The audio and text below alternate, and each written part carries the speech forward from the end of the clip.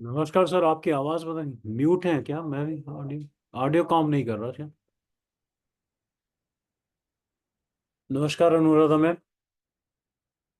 नमस्ते सर। नमस्ते बदलानी सर। क्या हो गया आज? पता नहीं, मुझे बड़ा कम आवाज़ आ रही है। मेरे साउंड कम है नहीं क्या है? अभी अभी आवाज आ रहा है ना? हाँ अब आ रहा है मैम, अब ठीक हो गया। कभी कभी ऑटो ऑटो म्यूट हो जाता है। हाँ मालूम नहीं यार, दोनों हाँ। मैंने अनम्यूट भी किया हुआ है। नमस्कार जीवेश जी, कैसे हैं सर? बस बढ़िया, आप बताइए। मैं ठीक हूँ।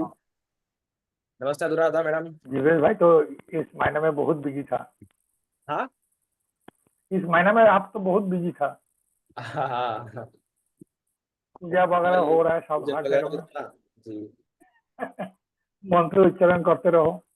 जी हाँ, पूजन वगैरह इस बार था। पूजा करते हैं ना? हाँ जी। ठीक ठीक।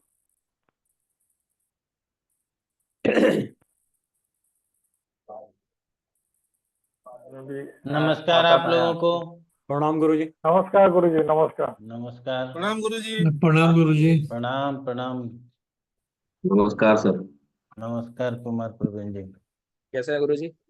बस बढ़िया बढ़िया। और अनुराधा जी क्या हाल चाल है? जी, आशीर्वाद है आपका। हाँ। थोड़ा अस्वस्थ है लेकिन ठीक हो जाएंगे। क्या कीजिएगा। हाँ, दीपावली की छुट्टी के बाद आज पहला क्लास ले रहे हैं। अच्छा, हाँ। बीच में भाग दौड़ हो गया, कुछ मार्केटिंग वगैरह करना हो गया। तो अब तो उम्मीद है कि 14 तक फ्री ही रहेंगे, है ना? अब फिर 20 से लेके 30 तक छुट्टी में जाएंगे। तो हमने कहा आज भी बहुत भाग भाग के आए हैं। परसों भी क्लास शेड्यूल किया करने का प्रयास किया था, कल भी सोचा, लेकिन दिल्ली का जाम जो है ना, वो जान नहीं छोड़ता है। अब निकलने में अगर 5 साढ़े 5 बज गया तो वापस आने में आपको 8:30 बज जाएगा। तो ऐसे स्थिति में जो है सो बड़ा मुश्किल हो जा रहा था। आज अभी आज बस ये समझिए कि 5 मिनट पहले मैं ऑफिस पहुंचा हूं, सोचा कि आज क्लास ले लेना ज्यादा जरूरी। नहीं तो ऐसे एक एक दिन करके जो है हिलते डुलते रहेंगे। ठीक है ना? 20 तारीख से 30 तारीख नहीं रहेगा गुरु जी? हाँ, थोड़ा 20 तारीख से। 20 तारीख को रांची चले जाएंगे, उसके बाद फिर भागलपुर चले जाएंगे। शादियां हैं 2 3, वो अटेंड करना जरूरी है। सब फैमिली में बहुत क्लोज है। ठीक है। एक भांजे अच्छा। का है, एक भतीजी का है। तो इस तरह से शादी है। तो और अच्छा है कि सब अलग अलग डेट पे है, तो उपस्थिति भी सब जगह हो जाएगी। तो हम लोग यात्रा मुहूर्त पढ़ रहे थे। आप लोग एक चीज को अभ्यास करके देखिएगा, मतलब मन में सोचिएगा, जो चीज सबसे ज्यादा जरूरी होगा आप लोगों के लिए। पहला है लग्न शुद्धि। ठीक है ना? उसको आप कैसे कैसे करेंगे वो जरूरी है, उसको लेना है। उसमें क्या क्या आपने सीखा है, क्या क्या लोगे, वो सब नोट करके हमको पढ़ के बता देना। तो हमको समझ में आ जाएगा कि आपने लग्न शुद्धि सीख लिया है। ठीक है ना? अब हम लोगों को अगले क्लास में बताएंगे। आज चूंकि बहुत जल्दी आए हैं, पंचांग से ढूंढना भी मुश्किल है, तो आज घात वाला चैप्टर कंप्लीट करेंगे।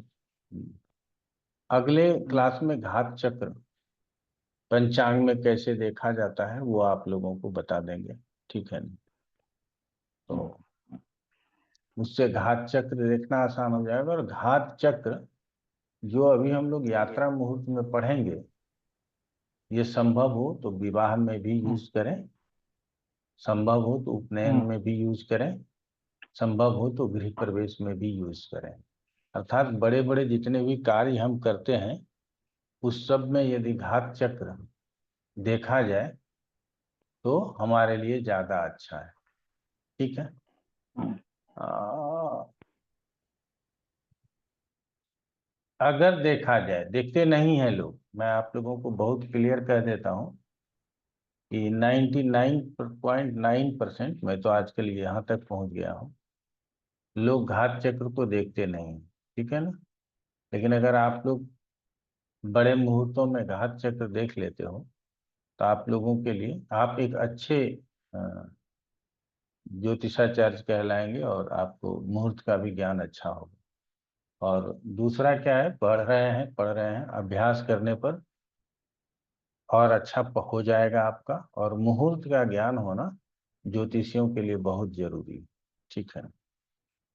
पिछले 10 दिन से मैं कुछ पढ़ लिख नहीं पाया हूँ। पहले त्योहारों में बिजी रहा, आज भी त्योहार था लेकिन आज मैंने हाथ जोड़ लिया है, ठीक है ना। क्योंकि जीवन यापन के लिए जब पढ़ा रहे हैं तो उसमें भी बहुत भाग दौड़ करके उस क्लास को छोड़ना भी उचित नहीं है। तो आज हम लोगों का छठ में खरना व्रत था, ठीक है ना। तो खरना व्रत अब चालू होगा, ठीक है ना। अभी गुड़ का या रस रस जो गन्ने का रस होता है उसका, या दूध का खीर या रसिया बनाया जाता है, पूड़ी बनाई जाती है, उस छठी मैया को अर्पित किया जाता है। और अभी के बाद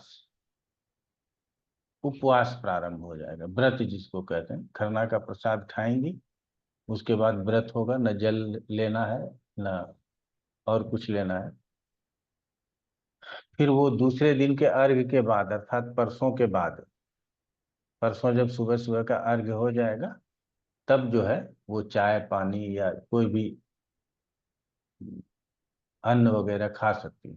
तो ये कठिन होता है लेकिन व्रती कर लेती, समझ गए ना।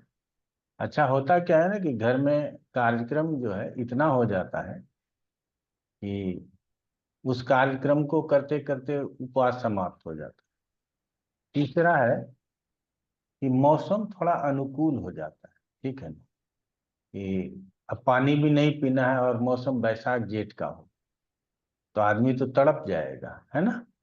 तो मौसम अनुकूल हो जाता है, इसकी वजह से भी ये संभव हो पाता है। और ज्योतिषियों के लिए जानना जरूरी क्या है कि जब तुला राशि में सूर्य होते हैं तो ये व्रत होता है, ठीक है। और तुला राशि में सूर्य को डेबिलेटेड बोला जाता है, सबसे कमजोर काउंट किया जाता है। और चूंकि हम अभी दक्षिणायन से गुजर रहे हैं, मतलब दक्षिणायन सूर्य हमारे दक्षिणायन से गुजर रहे हैं, तो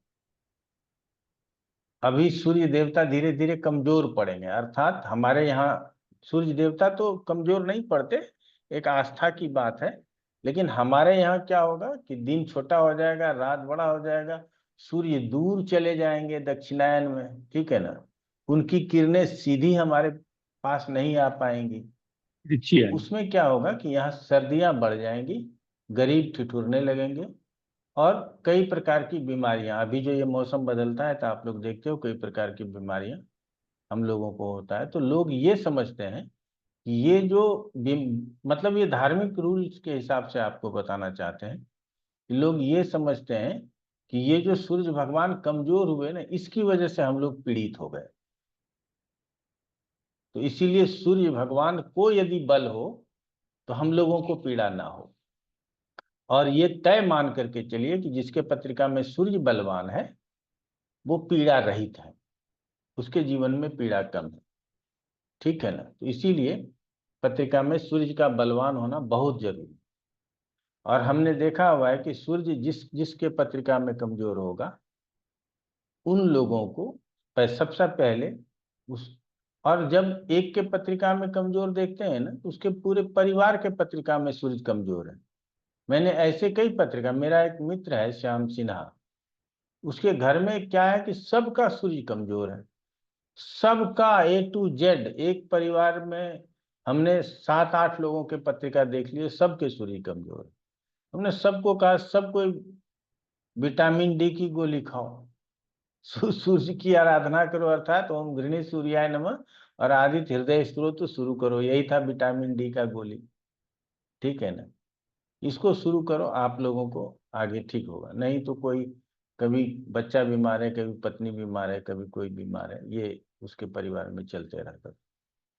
तो हम लोग अस्ताचल सूर्य को और उगते हुए सूर्य, दोनों सूर्य को अलग अलग मान लेते हैं। तो रात्रि हो गई तो आपको ज्यादा दिक्कत हो गई,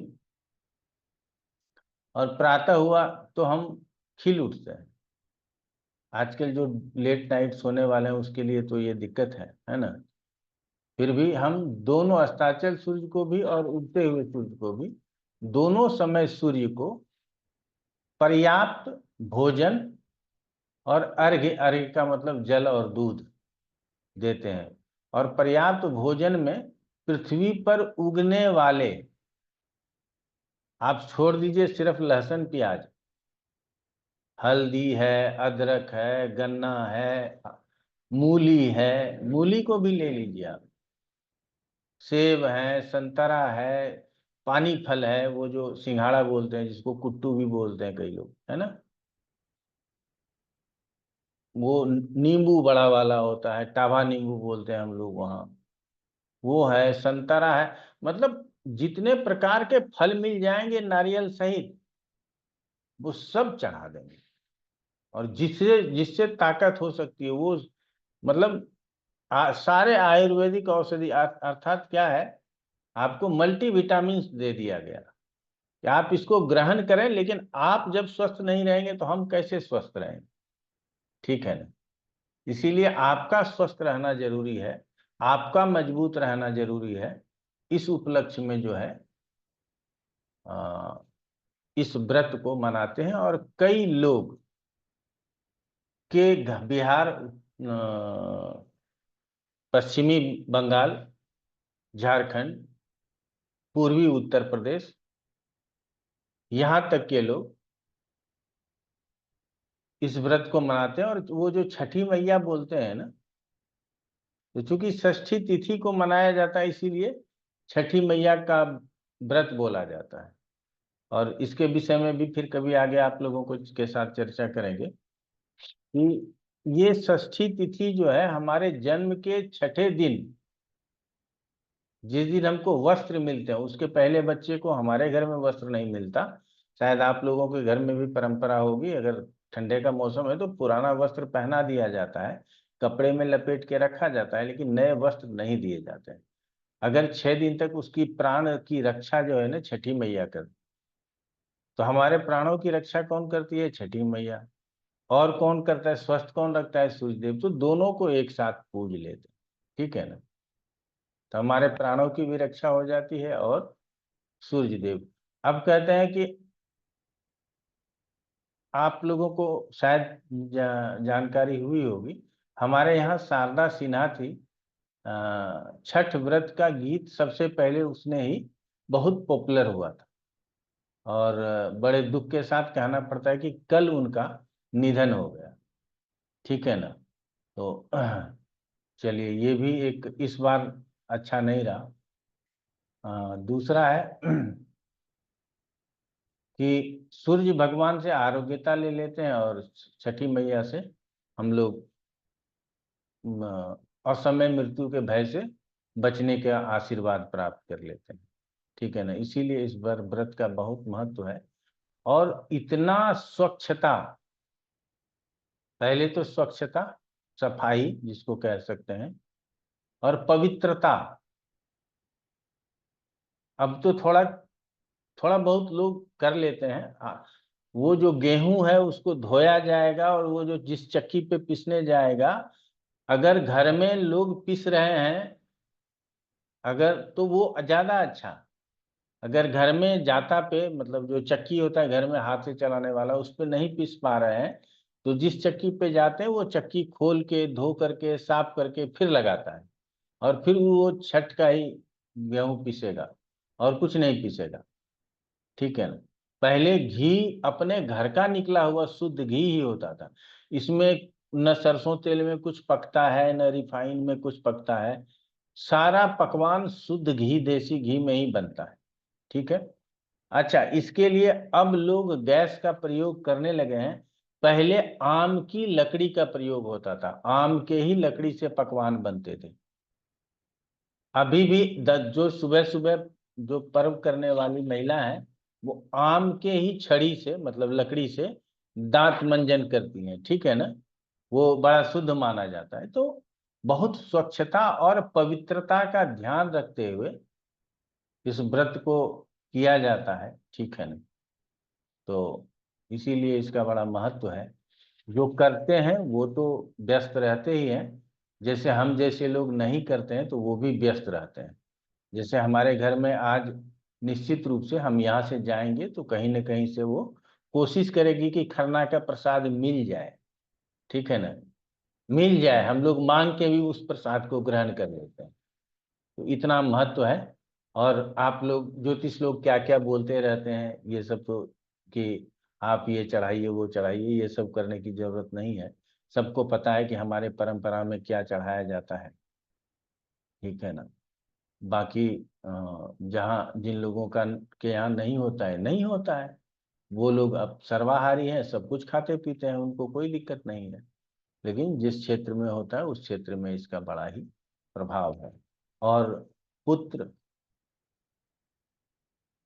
भी विशेष रूप से और रोग को विशेष रूप से आरोग्यता और पुत्र प्राप्ति हेतु, आप कहेंगे कि गुरुजी अगर संतान नहीं हो रहा है तो उसके लिए भी हम सूर्य की आराधना अर्थात छठ व्रत हमारे यहाँ किया जाता है। जो संतानहीन है वो छठ व्रत करते हैं कि हमको संतान दे दे। और जिनको रोग है, कैसा रोग है, तो चर्म रोग, जैसे आप लोग देखते हैं ना व्हाइट स्पॉट हो जाता है ये सब, तो वैसे लोगों के परिवार में ये व्रत किया जाता है कि इसका भी ठीक कर दो और आगे हमारे घर में किसी को ना हो इसकी गारंटी ले लो, ठीक है ना। इसकी वजह से भी किया जाता है इस व्रत को। कोढ़ी कुष्ठ का रोग नहीं हो, पहले कोढ़ होता था ना, हाथ ऐसे उंगली और गल जाना, हाथ पांव के उंगलियों का गल जाना, तो वो बीमारी ना हो, क्योंकि वो बीमारी भी पहले बहुत लोगों को हुआ करता था। और अंधे ना हो, हमको आंख मिल जाए। और ये आंख मिल जाना, कोढ़ी कुष्ठ का बीमारी होना, चर्म का रोग होना या अन्य किसी भी प्रकार का रोग होना, ये सब सूर्य के कारकत्वों के अंतर्गत आता है। और पंचम स्थान के वो, अब चूंकि आप लोगों को संक्षेप में ज्योतिष से आज जोड़ दे रहे हैं, छठ व्रत है, थोड़ा सा हम आप लोगों का 2-4 मिनट और ले लेंगे। तो पंचम स्थान का स्वामित्व प्राप्त है काल पुरुष के पत्रिका में, इसलिए संतान के भी दाता है। तो क्या क्या मांग सकते हैं, जो उनके गीत होते हैं ना उसमें यही सब चीज मांगा जाता है। आंख, सूर्य और तारे हमारे दो नयन होते हैं, इसीलिए अगर हम अंधे हो रहे हैं, हमारे आंख को परेशानी है, तो हम छठ का व्रत करते हैं, ठीक है ना।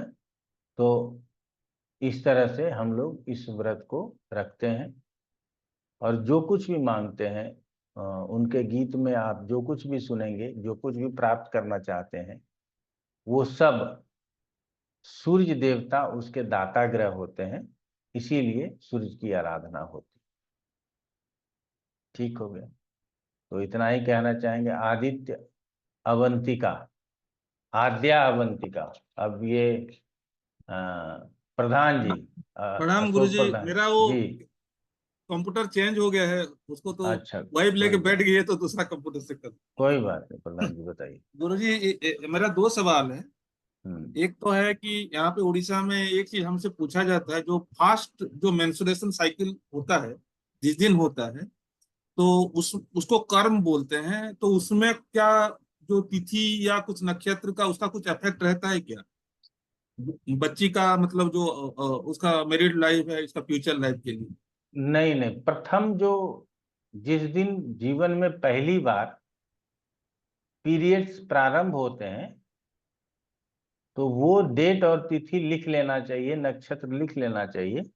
उसके आधार पर कुछ गुण और दोष बताए गए हैं, उसको समझने की जरूरत है। वो मुहूर्त चिंतामणि में आपको मिल जाएगा।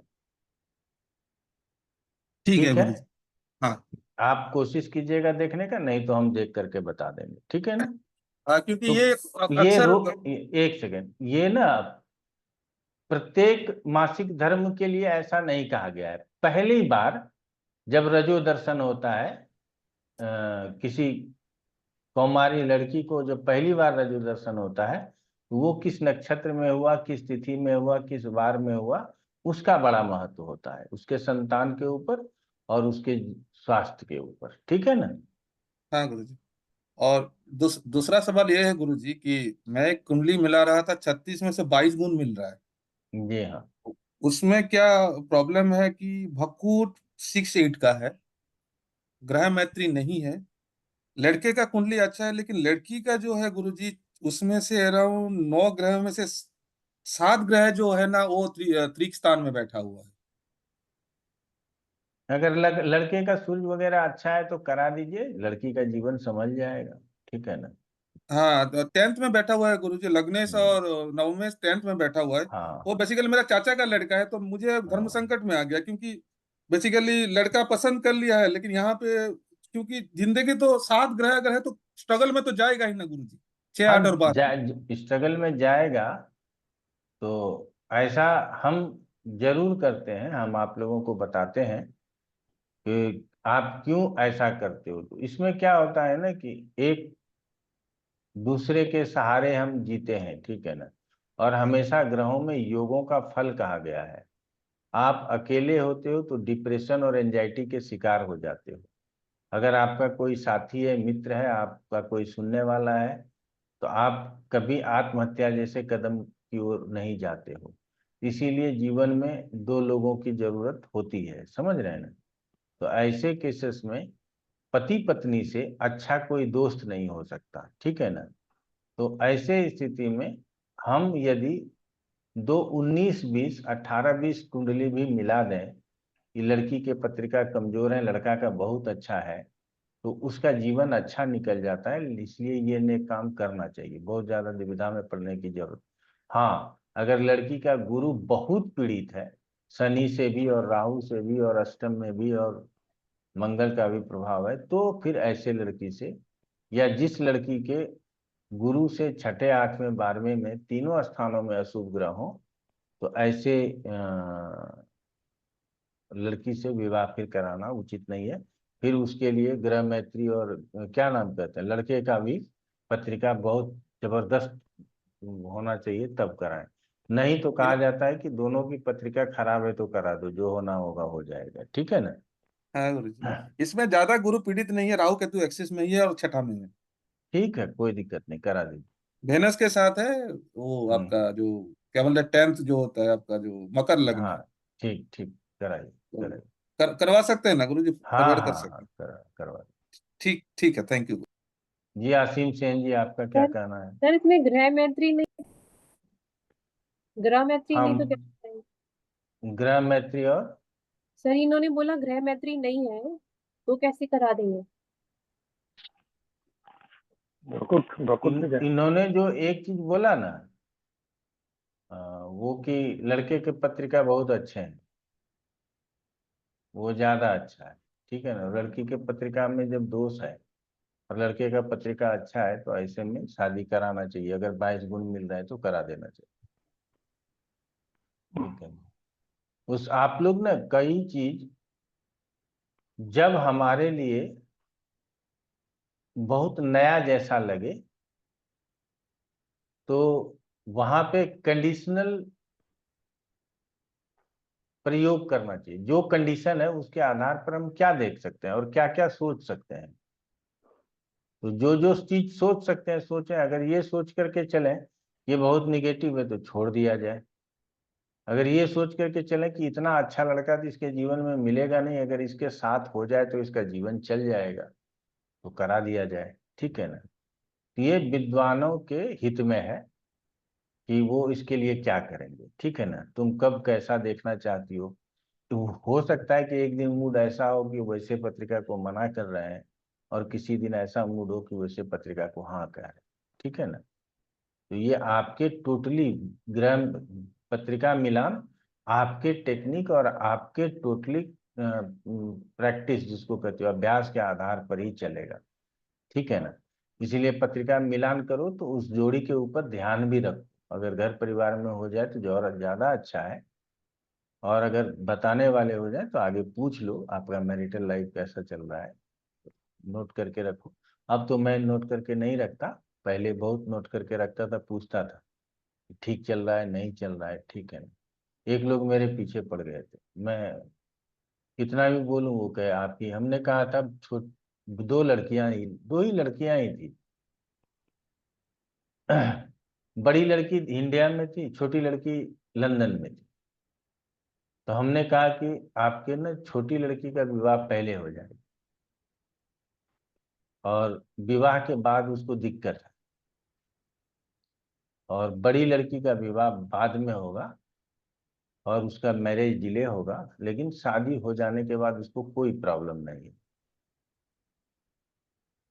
मैंने ये कह दिया, संजोग से 1 साल के बाद आए कि छोटी लड़की का शादी फाइनल हो गया, डेट वेट निकाल दीजिए। हमने डेट वेट निकाल दिए। लड़की पंजाबी थी, लड़का क्रिश्चियन था, दोनों इंग्लैंड में बैंक में ही नौकरी करता था। शादी हो गई। एक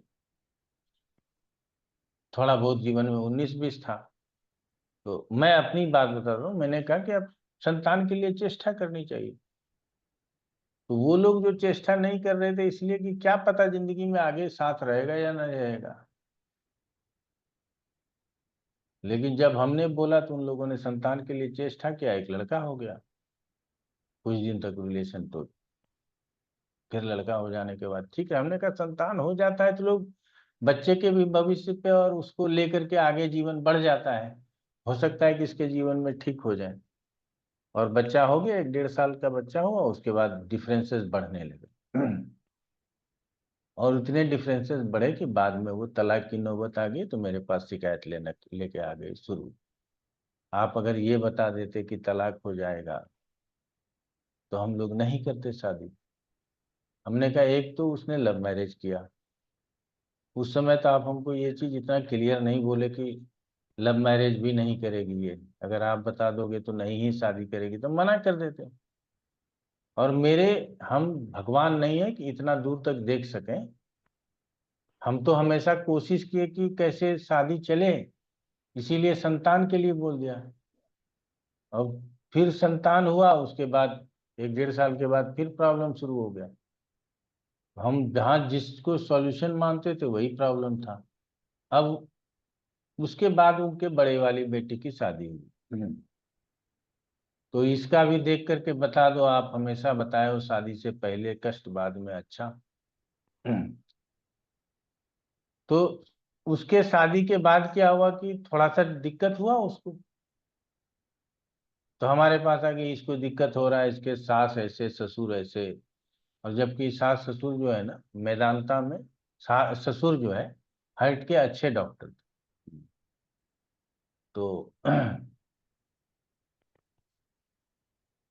थोड़ा सा दिक्कत हुआ फैमिली में, लड़का लड़की अलग अपना सेटल हो गई, अलग अपना रहने का निवास बना लिया। आज जिंदगी खुशमय है, 2-2 पुत्र पैदा हुए हैं और बहुत अच्छी जीवन, अब अच्छा जीवन चल रहा है। ठीक है ना। ये भी बताया था कि ये शादी के बाद बहुत मोटी हो जाएगी, बहुत मोटी हो गई। एक और हमारे जैन साहब थे, उनको बताया था इसके भी गुरु की दशा लगने वाली है, ये जो देख रहे हो। और आप लोगों को यकीन नहीं होगा, इतनी दुबली पतली थी, उसको कहते थे कि कुछ खा पी लिया करो। और अभी जब मैं इधर 3 दिन पहले उसके यहाँ कीर्तन में गया हुआ था, तो 1.5 साल 2 साल हो गया था हमको उसको देखे। और वो अपने मम्मी की तरह जो है सो धीरे धीरे मोटी होते जा रही है। हमने कहा कि अब तुम चला फिरा करो, नहीं तो तुम अपनी मम्मी को देख लो, तुम अपने बराबर मान लेना।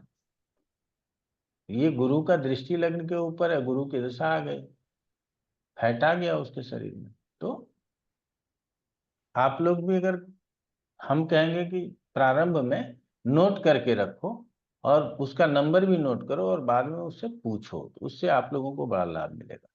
चलिए, मीना मीना हिमाक्षी। हाँ, प्रणाम गुरुजी। एक ही प्रणाम। क्वेश्चन है, सब्जेक्ट से हटके है थोड़ा सा। एक ये गुरुजी जो रत्न पहनाते हैं अपन, वो हम्म, लड़की के लेफ्ट हैंड में और लड़के के राइट हैंड में, या फिर किसी को भी किसी भी हाथ में पहना सकते? हाँ, ये सब जो हिमाक्षी है, पहले बहुत आराम से समझने का प्रयास करना। ये हमारे और तुम्हारे द्वारा बनाया गया आडंबर है, ठीक है ना। कि लड़की को बाएं में, लड़के को दाहिने में। आप लड़की को भी दाहिने में पहना सकते हो। ठीक है क्लियर गुरुजी। हो गया? हम्म। पहले तो ये समझो, ठीक है ना। ठीक है। ठीक है गुरुजी। अब क्या होता था, अब तो हम देखते हैं कि बच्चे को पहले बच्चा जो है सो पॉटर्स आ गया। पोटी जो है पॉटर्स में करता है। बच्चे मतलब 6 महीने के, पहले 6 महीने के बच्चे हम आप घर में क्या देखते थे, चलते फिरते कहीं भी लेटिन कर दिया, अब माँ उसको जो है सो पेपर लेके उठा रही है बाएं हाथ से। तो बाएं हाथ से हमेशा थोड़ा सा, आप अगर कोई गंदा काम करना चाहोगे तो वो बाएं हाथ से करना चाहते हो। ये स्वाभाविक गुण है मनुष्य का। दाहिना नहीं लगाना चाहते हो, क्योंकि दाहिने हाथ को गुरुजी आप बायां और दायां मतलब मेरे को नहीं समझ आ रहा है, लेफ्ट एंड लेफ्ट राइट बत। Left and right. तो हाँ। जो भी कोई गंदा चीज उठाना है तो आपका लेफ्ट हाथ आगे चला जाएगा, ठीक है। राइट ठीक नहीं है। जाएगा। ठीक है ठीक गुरु। है ना। तो ऐसे में लोग कहते हैं कि चूंकि लेफ्ट हाथ से हम गंदे काम भी कर लेते हैं, गंदगी उठा लेते हैं, तो उसमें रत्न धारण क्यों करें। ठीक है ना। तो इसीलिए आप सीधे हाथ में करवा सकते हो। और दूसरा, हम उल्टे सीधे के फिर चक्कर में जो रहते हैं, कई लोग तो पेंडेंट में पहन लेते हैं ना, तो उसको कहाँ दाहिने और बाएं का चक्कर रहा। गले में धारण करने से भी लाभ है। तो अंगुलियों का क्या फर्क बच गया, और जी लेफ्ट और जी राइट गुरु। का क्या फर्क बच गया, जी समझ गए जी ना। गुरु। जी गुरु जी। तो इसीलिए ठीक इसके है। हम लोग इस मकर जाल से बाहर निकले, तभी हम लोगों के ठीक लिए है। अच्छा है। ठीक है गुरु ठीक है जी, ना। धन्यवाद धन्यवाद। हाँ, आसिम सेन जी, आपका प्रश्न हो गया। नहीं हो, मैं पूछा नहीं, आप दूसरा हाँ, जवाब पूछ दे रहा लीजिए, था। अरे पूछ मेरा लीजिए। अभी तो शादी का मुहूर्त चल रहा है। तो किसी ने मेरे को फोन करके बताया, जो शादी का डेट फिक्स हुआ वो जातक का जन्मवार है। तो जातक का जन्मवार में वो शादी नहीं होना चाहिए। कमोकान पंडित भी उसको परमिशन नहीं दे रहा है। और उसका बाद देखा है, पेरेंट्स का भी जो शादी का महीना है, उस महीना में भी लड़का का शादी नहीं होना चाहिए। इसका कुछ लॉजिक बा कुछ है? मैं आपको बताता हूँ कि बहुत कुछ ऐसा बढ़ जाता है। मेरा भतीजा है, वो बनारस से पढ़ा हुआ है, ठीक है, अच्छा विद्वान है। हमारे पत्नी ने उसको फोन किया कि 3 मार्च को मेरी शादी भी, मेरे बेटे की शादी होगी, तो मना कर दिया कि नहीं हाँ। होगी। हमारे बेटी की शादी 3 मार्च को ही है, ठीक है। हमने उसको पूछा कि हम तो सोचते थे तुम बड़े पंडित हो गए हो, घर वाली बात है और भतीजा है तो बोल ही सकते हैं। तुम नवंबर दिसंबर जनवरी फरवरी कब से काउंट करने लगे, और 3 मार्च 5 मार्च कब से काउंट करने लगे, जब हमारा सारा तिथि और मुहूर्त में चलता है।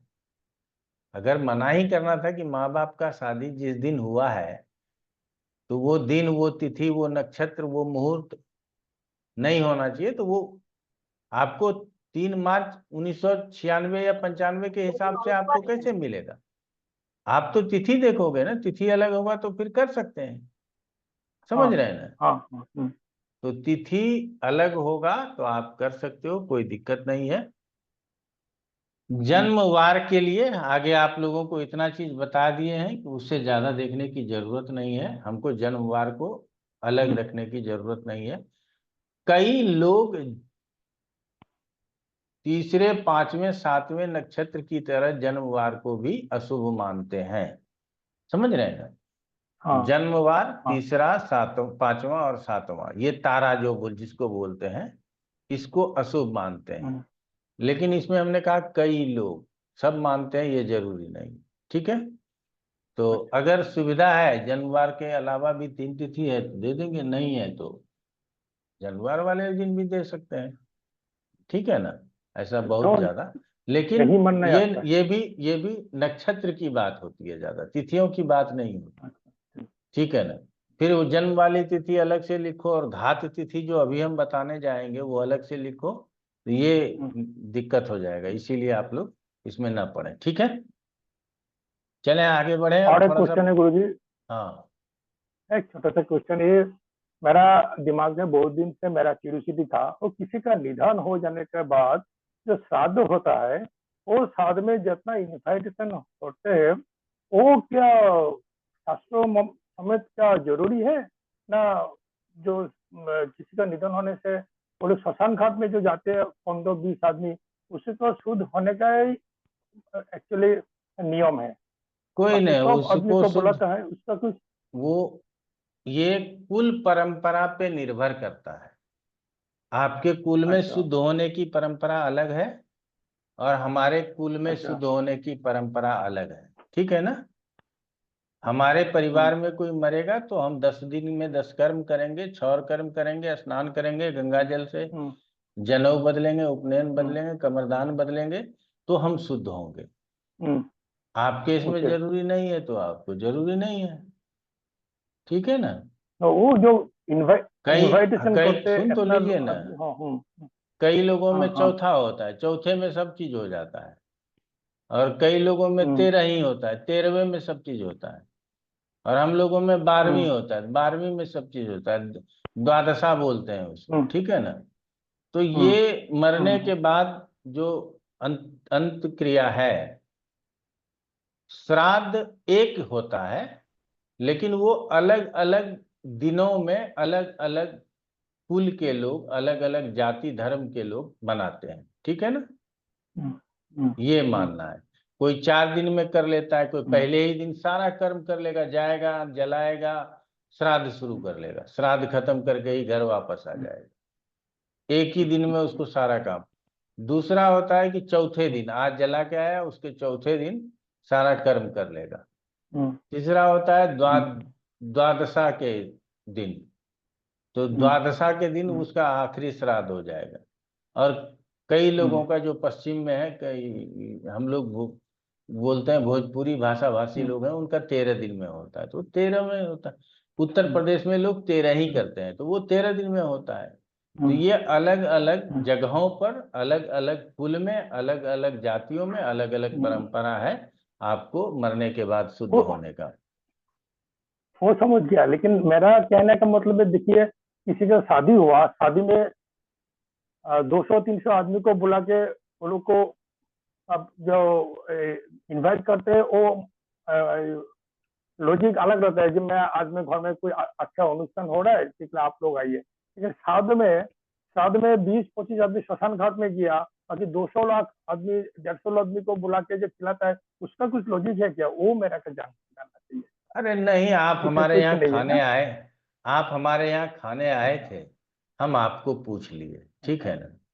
बाकी ये खाने खिलाने का रिवाज है, ये सब नहीं है। अच्छा, नहीं वही, जिसको ठीक ठीक ठीक ठीक। जिसको सामर्थ है वो हाँ 11 ब्राह्मण जमाता है, अच्छा जिसको सामर्थ है वो हाँ हम्म, वृक्षोत्सव श्राद्ध करता है। ठीक वृक्षोत्सव का मतलब होता है हम्म, वृक्ष को त्रिशूल से हम्म, दागना, मतलब साढ़ को त्रिशूल से दागना। हम्म, अब उसके जितने बाल जले ना, उतने ब्राह्मणों को भोजन कराना, ठीक है ना? तो ये अच्छा तो आपकी मर्जी है कि आप इतने ब्राह्मण, बाकी के जो लोग खिलाते हो वो आपका समाज का हाँ आदमी है, आप समाज में समझ समझ रहते हो, तो समझ उसको आप अपने बगल ठीक में खूब भोज कर रहे हो, पड़ोसी को नहीं पूछ रहे हो, तो आपका क्या मतलब है? इसीलिए हम आसपास ठीक पड़ोस ठीक को पूछते हैं और खिलाते हैं, इसमें कोई नया ठीक नियम धर्म नहीं, ठीक है? ठीक। थैंक यू गुरु जी।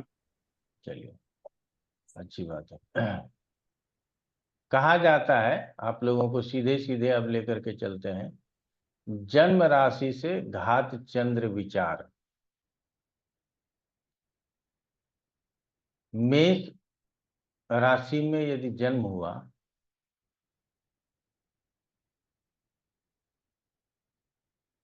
तो घात चंद्र जो है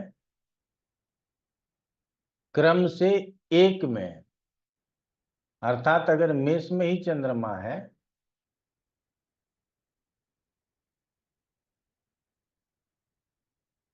तो वो घातक है, वो आपके लिए अच्छा नहीं है, अर्थात पहले में ही चंद्रमा है, इसको ऐसे मानना है, ठीक है? अब क्या है, अगर वृष राशि में आपका जन्म हुआ तो 5वें में चंद्रमा है। 5वें का मतलब वृष, मिथुन, कर्क, सिंह, कन्या। अब यदि कन्या में, कन्या राशि घात चंद्र हो गया, तो कन्या राशि में यदि चंद्रमा है तो आपके लिए ये घात चंद्र हो गया, इसमें आप यात्रा नहीं कर सकते। तो सारे राशियों के लिए आप लोग नोट कर लीजिएगा, मैं अभी आप लोगों को लिख करके देता हूं। जैसे बनाना हो वैसे बना लीजिए। तो ऐसे बनाना सुविधाजनक है, ऐसे बना लीजिए। मेष राशि 1, वृष राशि अर्थात 5। तो जन्म राशि से चंद्र राशि तक की गणना करनी है, और पूरा लिख देंगे, पहले ये लिख लीजिए, जन्म राशि से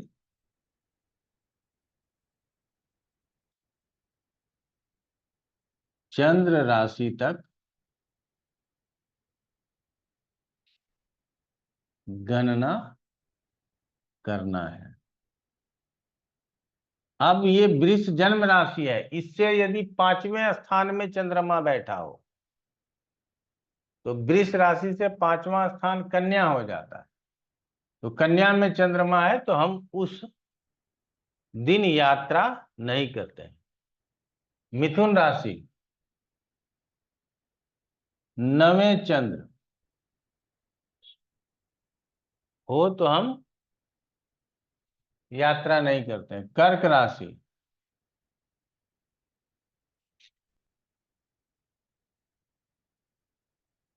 दूसरे में हो, 2 लिख दीजिएगा नीचे। सिंह राशि 6ठे में हो। तुला राशि यदि आपकी है, क्षमा चाहेंगे, कन्या राशि यदि आपकी है तो 10वें में, वहां से 10वां, तो कन्या से ही गणना शुरू करेंगे। कन्या, तुला, वृश्चिक, आप लोग भी गिनिएगा, धनु, मकर, कुंभ, मीन, मेष, वृष और मिथुन। अर्थात मिथुन राशि में यदि चंद्रमा है तो कन्या से 10वां हुआ। इसलिए आप लोगों को यदि मिथुन में चंद्रमा जिसका होगा तो वो जो है उस दिन यात्रा नहीं करेगा। तुला तीसरा, वृष 7वां, क्षमा चाहेंगे, वृश्चिक, वृश्चिक 7वां, धनु चौथा,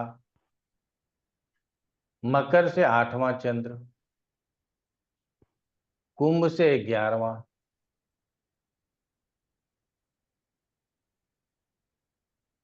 मीन से 12वां। ये घात चंद्र हो गया। गुरुजी तुला थोड़ा तीस- बताएंगे? तुला से तीसरा,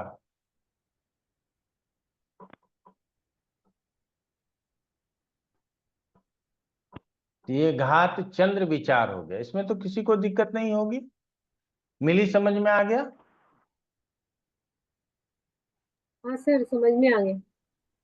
जन्म राशि जो है उससे बताया जा रहा है, तो जन्म राशि से गोचर के चंद्रमा को गिनना है, ठीक है, और कुछ नहीं करना।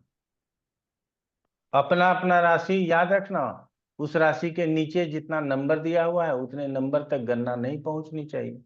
अगर उतने नंबर में जा रहा है तो उस दिन यात्रा नहीं करो, ठीक है। तो ये तो आपके लिए बहुत साधारण हो जाएगा, आप जा रहे हो तो देख लो, भाई आज टिकट मत कटाओ, आज ये घात चंद्र हमारा ठीक नहीं, ठीक है। घात का मतलब आघात होता है ना, कि कोई अशुभ चीज शुभ नहीं, तो चंद्रमा शुभ नहीं है उस दिन। तो पहले घात चंद्र हो गया। अब आगे बढ़ लेते हैं, घात तिथि।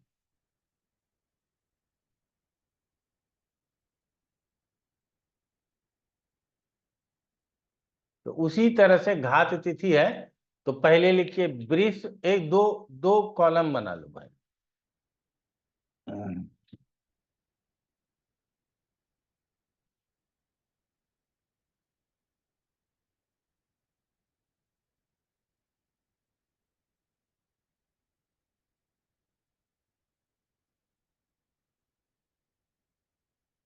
एक तरफ लिख दो राशि और दूसरी तरफ लिख दो तिथि, और ऐसे। तो वृष, कन्या और मीन, वृष कौमा कन्या कौमा और मीन, इसके लिए पूर्णा तिथि, पूर्णा, और पूर्णा का मतलब है 5, 10 और 15वीं तिथि, 15वीं। 15 का मतलब अमावस और पूर्णिमा दोनों हो गया। क्लियर हो गया? अब आप लोग लिखो मिथुन और कर्क राशि वालों के लिए। इधर मिथुन और कर्क राशि।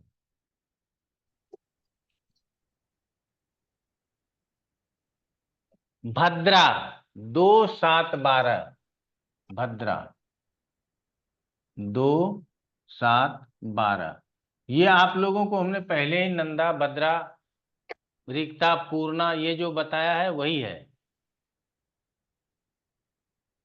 वृश्चिक और मेष, वृश्चिक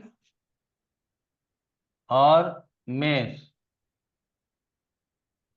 इस राशि वालों के लिए नंदा तिथि। नंदा तिथि क्या हो जाता है? 1, 6 और 11, 1, 6 और 11। मकर तुला राशि वालों के लिए, मकर और तुला राशि वालों,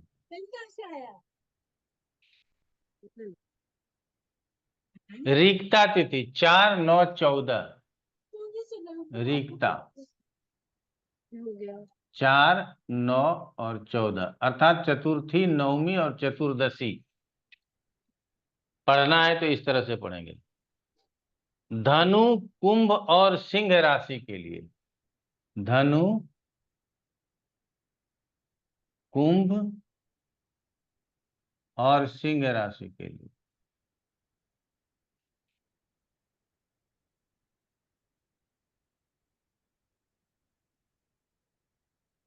इसके लिए क्या हो जाएगा? जया तिथि। जया का मतलब है 3, 8 और 13, जया 3, तृतीया, अष्टमी और त्रयोदशी।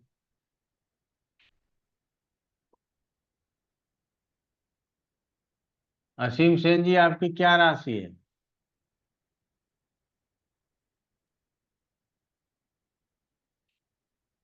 राशि बताएं असीम सेन जी।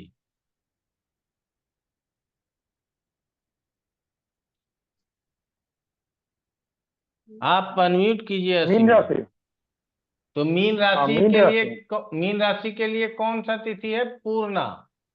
आप पंचमी पूर्वा, को, दसवीं को और पूर्णा। 15वीं को, अर्थात आप पूर्णिमा को समझ रहे हैं ना, अमावस्या को हाँ, और पंचमी तिथि को कोई विशेष कार्य नहीं कीजिए, आपके लिए वो घात तिथि हो गया। इसको घात तिथि बोलते हैं, घात तिथि। पहले जो पढ़ाया था उसको घात चंद्र बोला था। ये घात का मतलब आपको मरण तुल्य कष्ट देने वाला है, ठीक है? अच्छा। तो घात तिथि भी आप लोगों ने समझ लिया, कोई दिक्कत नहीं है। जीवेश समझ में आया? जी गुरुजी। चलो ठीक। तो हम पहले अपना याद रखते हैं, ठीक है ना? अच्छा ना, 4-5 लोग चाह रहे हैं, मन में आपके प्रश्न आएगा, तो उसमें किसका देखा जाए, है ना? जो मुखिया है। जो मुखिया होगा उसका देखा जाए। Good, very good. जी प्रधान जी बताइए। पापा ने खाया? गुरुजी, जैसे कि कोई घात चंद्र नहीं हो लेकिन घात तिथि हो, एक अगर शुभ हो दूसरा अशुभ हो, हाँ इसमें तो क्या क्या? मान नहीं है, घात तिथि और घात चंद्र सब वर्जित करना है। अच्छा, और दोनों हो गया तो पूरा तो खत्म ही है। भाई दोनों हो जाएगा तो ज्यादा खराब हो जाएगा, इसीलिए हमने कहा कि पहले अपना याद रखने का जारी रखिए, उससे क्या होगा घात दूसरे को भी बताने लगेंगे। और ये जो घात तिथि घात घात वार लिख तिथि रहे हैं, इसका प्रयोग नगण्य जो हो गया नहीं है, आता। इसको फिर से प्रयोग में लाना जरूरी है। तो इसीलिए जो है सो आप लोग इसको कीजिएगा, तो अच्छा लगेगा, अपने लिए थोड़ा बहुत यूज कीजिएगा, बाद में तो दूसरों के लिए समझ में आ ही जाएगा। अब घात वार है, गुरुजी, घात तिथि एंड घात चंद्र अभी जो बताया उसमें बोला है आप कोई शुभ काम नहीं करेगा, लेकिन यात्रा करे वो भी तो रिस्ट्रिक्शन होना चाहिए, हाँ वो तो भी नहीं यात्रा ही करेगा। तो पढ़ा रहे हैं हम, ठीक। पढ़ा तो हम यात्रा ही रहे हैं। क्लियर हो गया? चलिए अब ओके लिखिए गुरुजी। घात वार।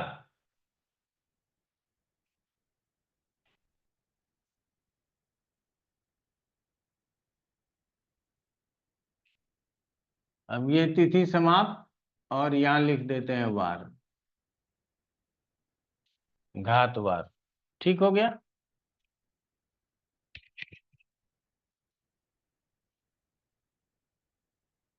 और पहले जैसे बताए थे उस तरह से ये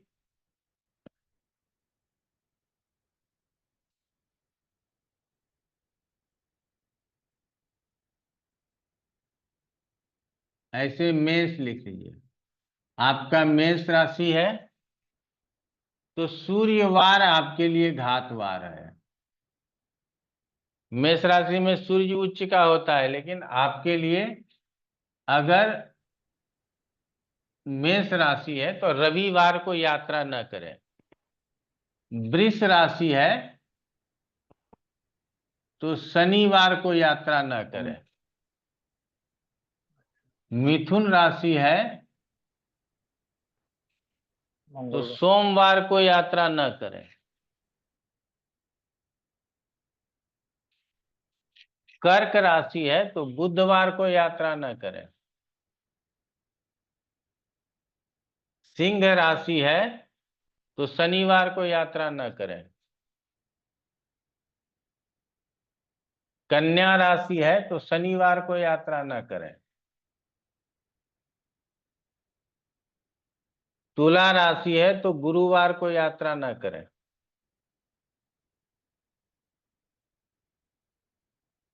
वृश्चिक राशि है तो शुक्रवार को यात्रा न करें।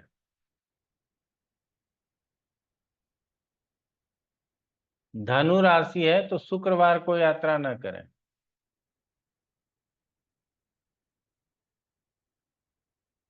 मकर राशि है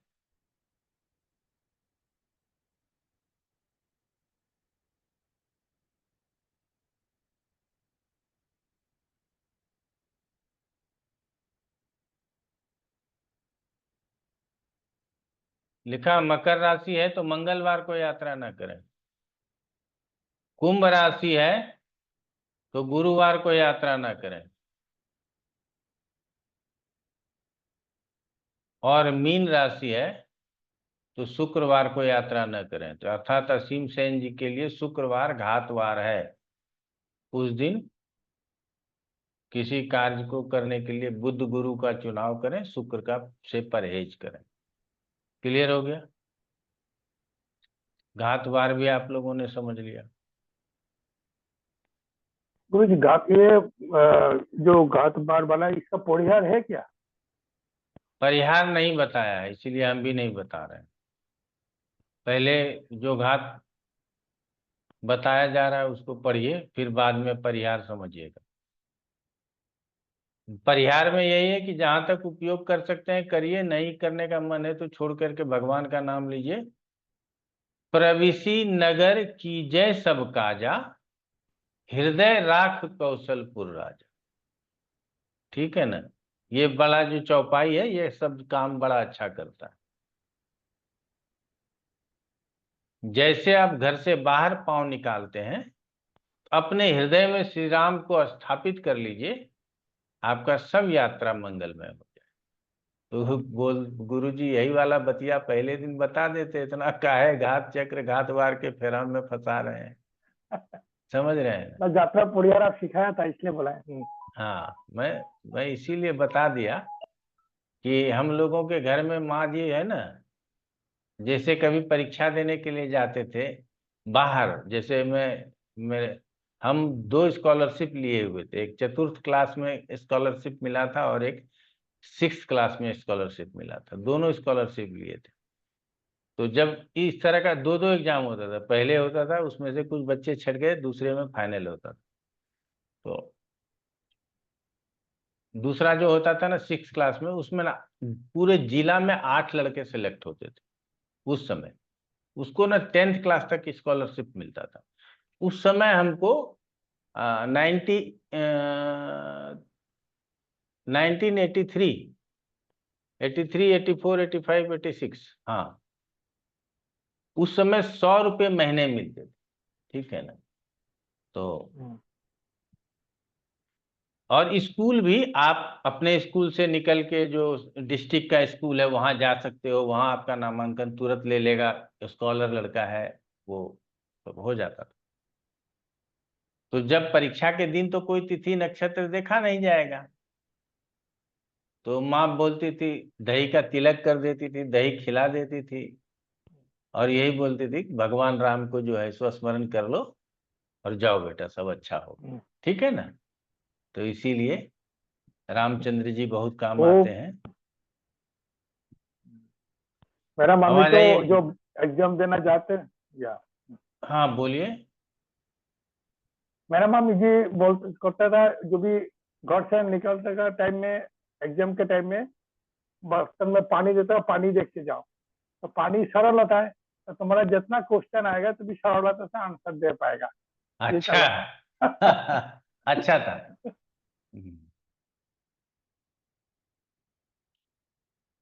कहा गया है कि मेषादी नक्षत्रों के लिए, मेषादी राशि के लिए जो नक्षत्र हैं बताए गए, नक्षत्र घात नक्षत्र, ये लिखिए आप यहाँ,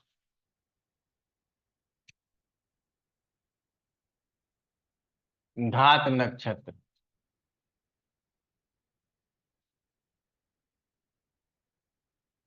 और इसी तरह का टेबल बना लीजिएगा। तो मेष के लिए मघा, वृष के लिए हस्त,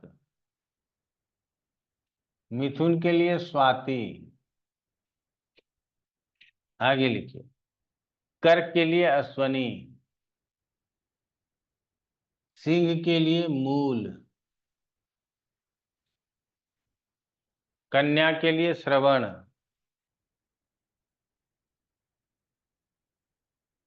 तुला के लिए शतभिषा, वृश्चिक के लिए रेवती,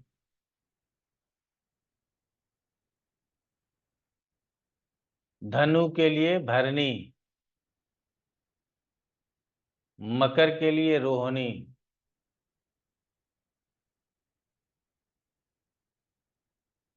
कुंभ के लिए आश्लेषा,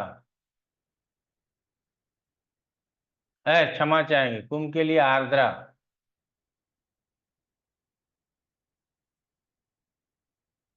मीन के लिए अश्लेषा। ये घात नक्षत्र हो गया। आप अपने राशि से इसको, गुरुजी मिथुन के लिए थोड़ा रिपीट कर दीजिए। मिथुन के लिए स्वाति, मीन के लिए क्या बताया सर? अश्लेषा, थैंक यू गुरु।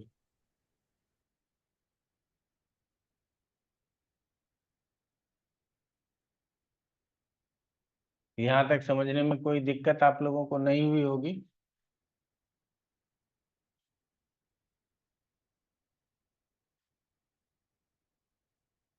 आज 6 तारीख है, अगला बुधवार, बुधवार 13 तारीख को पड़ता है, ठीक है? तो हम लोग पढ़ेंगे, ठीक है ना? मैं इसीलिए देख रहा था डेट, 15 को नहीं पढ़ेंगे, 15 को जो भी क्लास होगा वो नहीं कर पाएंगे, ठीक है? तो 13 तारीख को हम लोग पढ़ेंगे। 14 को भी कोशिश रहेगा पढ़ने का ही। हो सकता है 15 के बाद वो 16 सैटरडे वाला दिन व्यस्तता नहीं रही तो उस दिन भी पढ़ेंगे, लेकिन 15 को नहीं पढ़ेंगे। तो जिनका भी जो क्लास होगा वो पूर्व सूचना समझिएगा। हाँ, और बताइए, कोई मन में प्रश्न आ रहा हो तो कर लीजिए, आज इतना ही रखेंगे। गुरुजी एक पर्सनल सवाल पूछूं गुरुजी? हाँ पूछिए ना।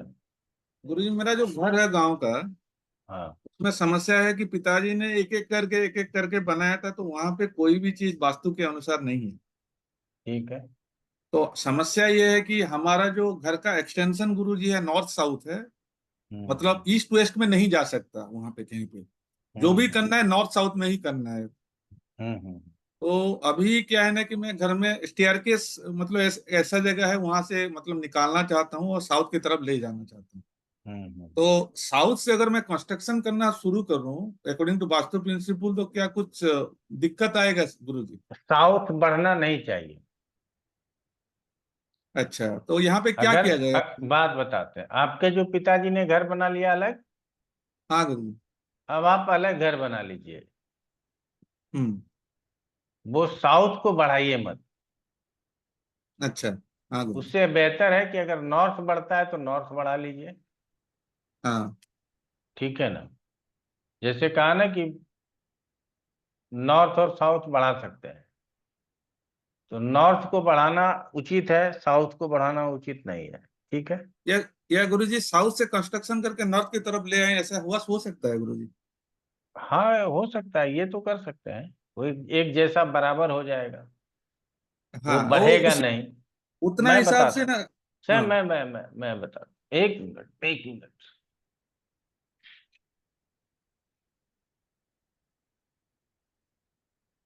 मान लीजिए ये हमारा प्लॉट है, ठीक है ना।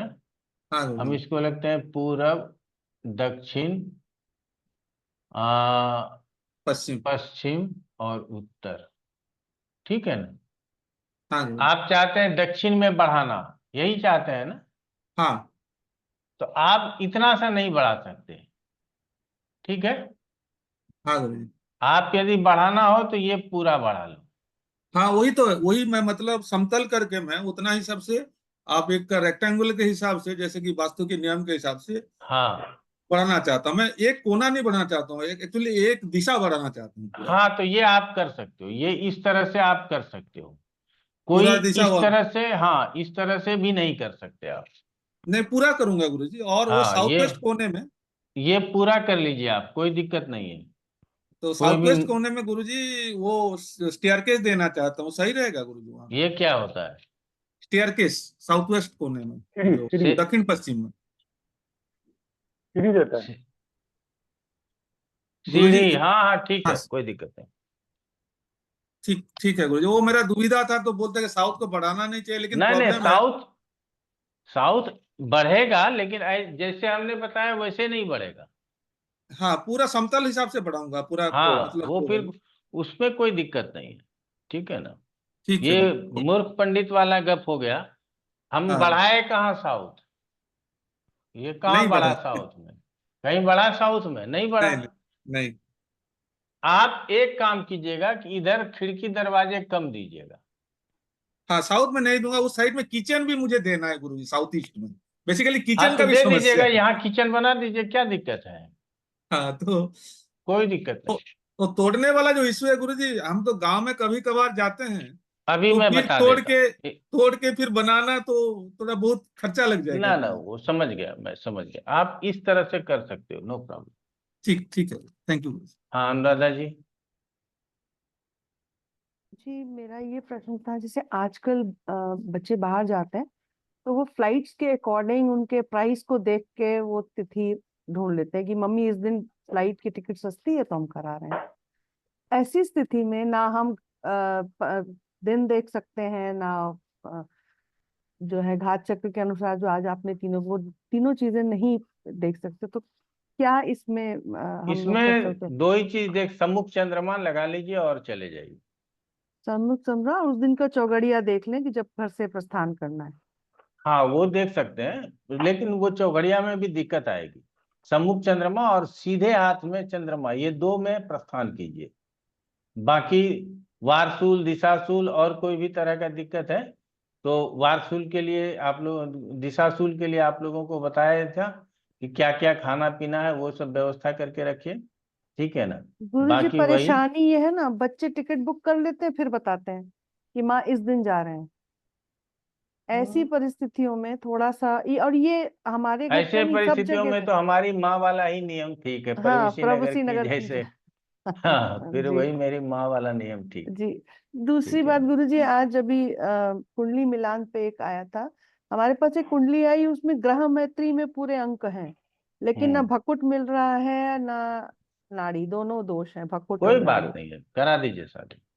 हो जाएगा। करा पत्रिका दें। ठीक हो तो करा दीजिए। हाँ, पत्रिका अच्छी है गुरुजी, बल्कि तो फिर लड़की करा की दीजिए, पत्रिका ज्यादा अच्छी है लड़के से। कोई कोई फिर करा दीजिए शादी, कोई दिक्कत ठीक, नहीं। धन्यवाद। हाँ, असीम सेन जी बताइए। हाँ गुरुजी, अभी जो हम लोग को बताया लग्न शुद्धि कैसे करके आपको दिखाना है, बताया था जो लग्न शुद्धि प्रैक्टिकली 1 2 4 दिखाएंगे, तो हो सके तो नेक्स्ट क्लास में हाँ, दिखाएगा। ठीक है, हम तो दिखाई देंगे, आपको क्या याद है पहले वो तो बता दीजिए, ठीक है, ठीक है ना। ठीक है, हमारे मैं लिए भेज क्या दूंगा। है, हम तो एक क्लास उसमें खर्चा कर लेंगे, हम गिन के नहीं पढ़ाते, ठीक है ना। ये अब क्लास नहीं नहीं, खत्म वो करो नहीं, वो नहीं पढ़ाते। लग्न आप लग, लोगों के लग्न जिज्ञासा के शुद्धि अनुसार क्लास चलता है। लग्न शुद्धि है आप सूक्ष्म आप करके ये आइए, एक बार फिर हम, दिखा दीजिए। आप करके आइए, फिर क्लास में हम प्रैक्टिस करा देंगे, ठीक है ना। ठीक है, ठीक है। चलिए आज इतना ही रखते हैं, बहुत बहुत धन्यवाद आपको। प्रणाम गुरु। नमस्कार, प्रणाम। प्रणाम प्रणाम गुरु जी। सर।